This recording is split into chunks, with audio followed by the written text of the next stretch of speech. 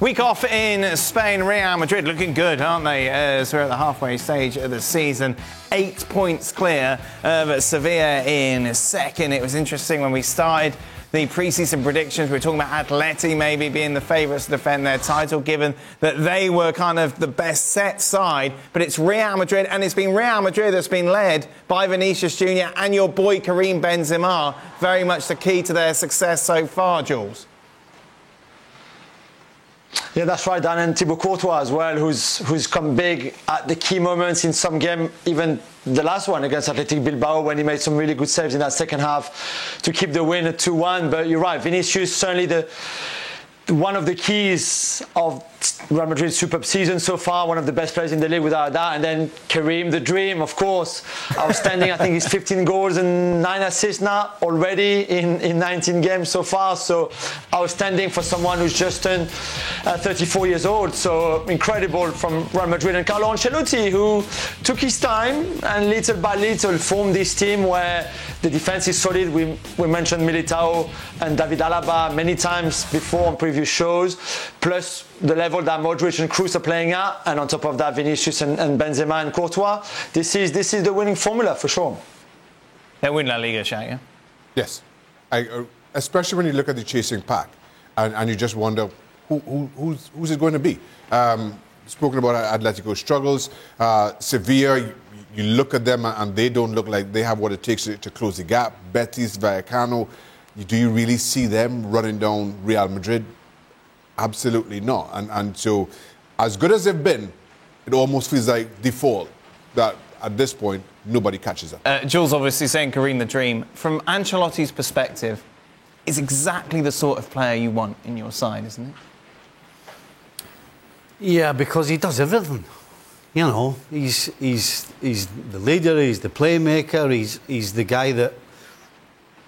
He's the guy that sorts everybody else out around him, not just at the back, but in the middle. And, of course, the young guys round about him. Now, usually when you have a guy that does that, he's not also your top scorer. Mm-hmm. You know, usually your top scorer is a guy who's left to do that job, because that's a tough job. To have to carry a side like Real Madrid and be the guy who's expected to be putting the ball in the net is a tough enough job on its own. But to be able to do everything else along with it, wow, that takes some player to do that. And of course, next year it's about the Champions League tie against PSG, Don. From a Real Madrid perspective, can they go all the way in this competition? They can, Dan. I covered them a lot, and I've done their last Champions League game against Inter. And Jules is right to point out Toni Kroos and Luka Modric. Modric absolutely ran the show. He was incredible.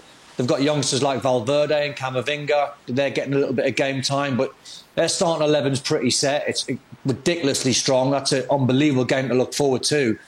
And you do feel as though this is a game, if they can get by, I think people will look at Real Madrid now and take them as a serious contender. I think, you know, there's teams like Liverpool, there's teams like Chelsea and Man City who you might feel are a little bit stronger.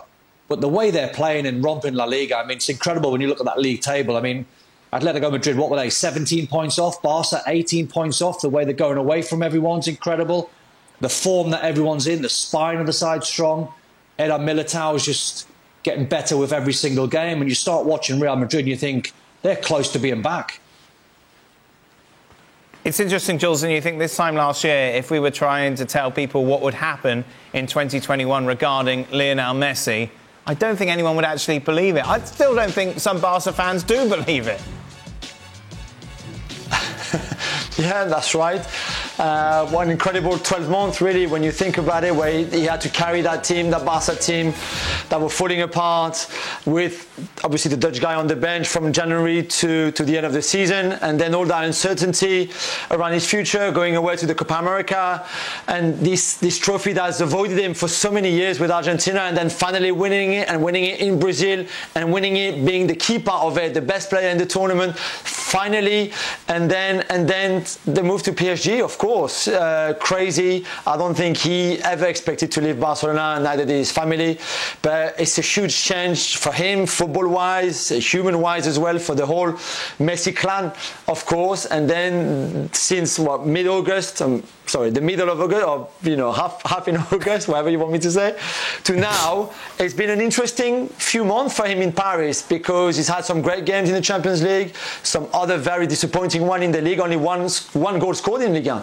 Thanks so much for watching ESPN on YouTube, and for more sports highlights and analysis, be sure to download the ESPN app, and for premium content and live streaming, subscribe to ESPN Plus.